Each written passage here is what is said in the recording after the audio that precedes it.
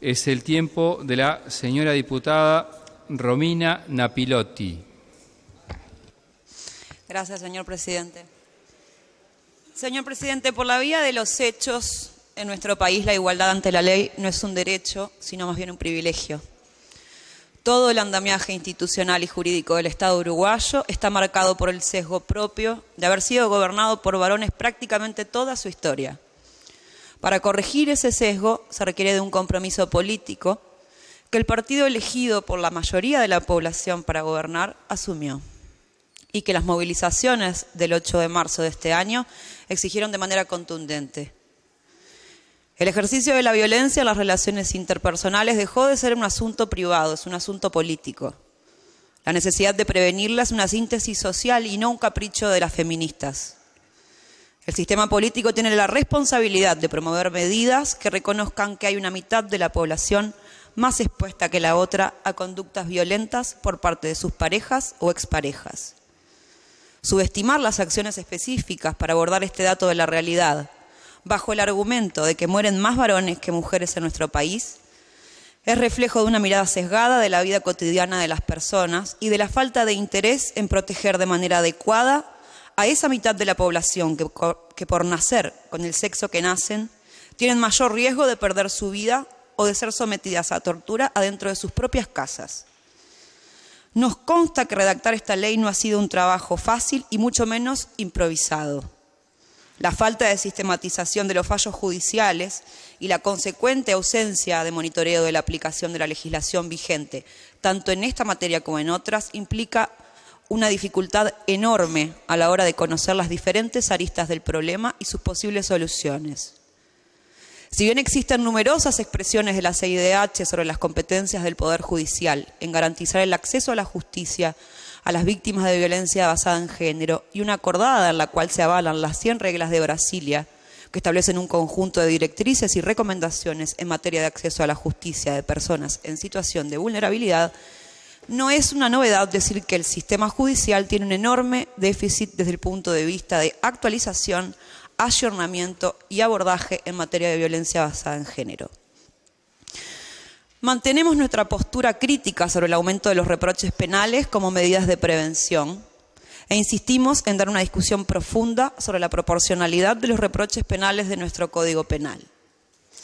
Se preguntaba un legislador preopinante para qué sirve esta ley si la que tipifica el femicidio se supone que buscaba prevenir a los femicidios.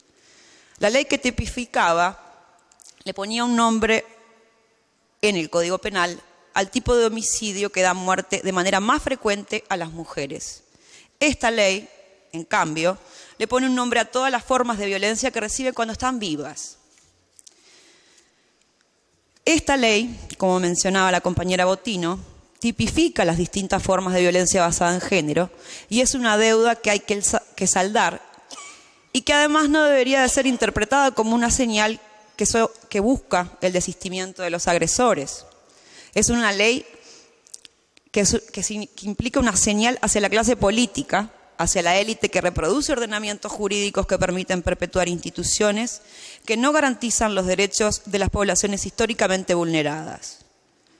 Quienes se oponen a esta ley por considerar a las acciones planteadas como disparates, es importante que tengan en cuenta que la misma se basa en la inédita producción académica sobre la vida de las mujeres y las latinoamericanas y de las consecuencias de la discriminación sobre ellas. Nunca en la historia de nuestro continente había existido tanta información sobre nuestras vidas y sobre nuestras muertes.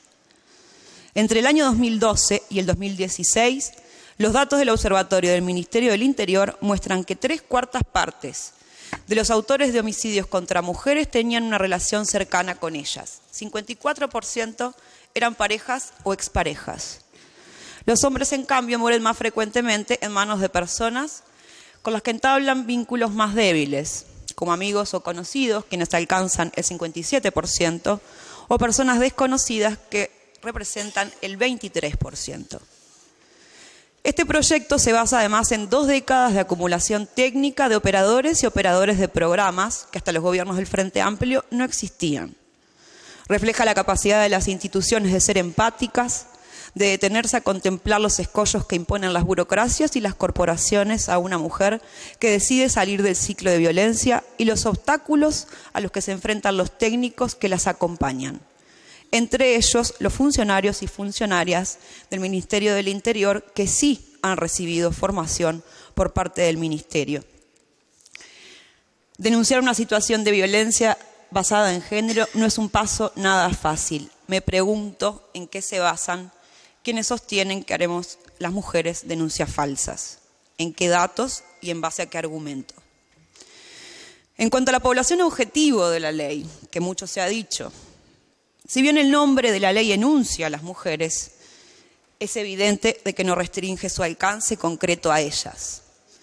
Pues no solo contempla a niños, a niñas y adolescentes, a personas con discapacidad, sino que incluso contempla a los propios agresores, apelando a que un adecuado acompañamiento eventualmente les dé la oportunidad de reinsertarse en la sociedad y sostener vínculos más sanos.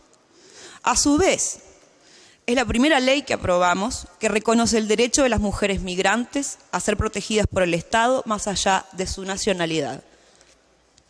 El alcance de esta ley en términos generales es sobre toda la población, pues coloca a todo el aparato del Estado al servicio de mejorar la calidad de los vínculos humanos. A quienes sostienen que esta ley emerge de una supuesta ideología de género que está permeando las instituciones, nos gustaría decirle que lo que está permeando las instituciones somos las mujeres como sujetos políticos. Esta y prácticamente todas las leyes relativas a la protección de las personas vulneradas por conductas abusivas tienen detrás a las mujeres que han llegado al gobierno y que pueden incidir sobre las herramientas que tiene el Estado para atender una vivencia que les consta por el hecho de ser mujeres. Seamos honestos, no están en contra de una ideología de género, están en contra de que las mujeres estemos en el gobierno. A quienes vociferan con mis hijos no te metas, las feministas le preguntamos si les parece que el abordaje de la educación sexual en las escuelas hasta ahora ha sido efectivo para evitar agresiones como las que recibieron Brisa o Felipe. ¿No habría cambiado el final de la historia de esos niños si hubieran confiado en los adultos que día a día ven en el lugar en el que son educados?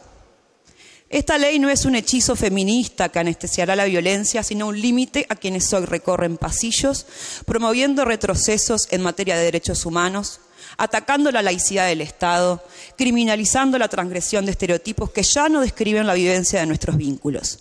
Promueven el odio hacia colectivos que de manera organizada y legítima han luchado para que la mitad de la población sea tan sujeto de derecho como la otra. Alimentan contradicciones y resistencias propias de una transformación que es silenciosa, pero que hará de la vida de los hijos de nuestras generaciones una muchísimo más sana. Esta ley ajusta los lineamientos institucionales a un proceso de cambio en el sentido común que las nuevas generaciones hemos heredado del movimiento de mujeres. Somos protagonistas de las transformaciones de los estereotipos de género y hemos sido criadas en el respeto a los derechos humanos como principio y horizonte. Frente a la discriminación, las nuevas generaciones hemos demostrado con creces ser sensibles y activas. Esperamos que esta ley nos respalde en el largo recorrido que tendremos que transitar para dejar atrás la cultura de la violencia y la discriminación que nos coloca como protagonistas de las listas de femicidios, pero también de las listas de suicidios. Hay que ser además de parecer. Si queremos evitar las muertes violentas, hablemos de los suicidios. Hablemos de que la mayoría de quienes los cometen son varones y preguntémonos cuántos de esos suicidios cometidos por varones son consecuencia de una discriminación producto de no ser los varones de la manera que es legítima en la que se considera ser varón. Hace poco más de 2 años perdimos un compañero militante de izquierda, Pablito Alito, víctima de un suicidio, sí, y de una vida cargada de discriminación. Si queremos realmente ser coherentes, vamos a tener que empezar a hablar en serio también de ese tema y de otras muertes violentas que suceden en nuestro país.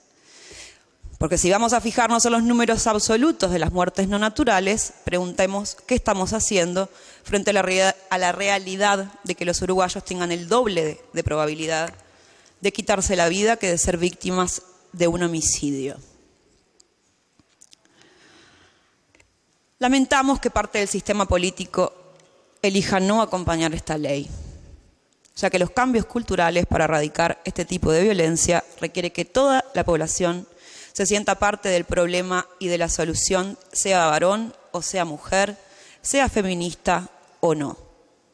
Este proyecto de ley, enviado hace más de un año a todo el Poder Legislativo, es la mejor respuesta que nos permite el ordenamiento jurídico nacional actual y vigente. Una mejor respuesta será posible si las reformas necesarias para transformar los cimientos de la desigualdad son llevadas a cabo. Se alude a una falta de tiempo para el estudio del proyecto y la verdad es que nos parece un atrevimiento, pues ese tiempo sí fue suficiente para que la violencia basada en género terminara con la vida de más de 50 mujeres y niñas. Muchas gracias, señor presidente. Es todo lo que tenía para decir.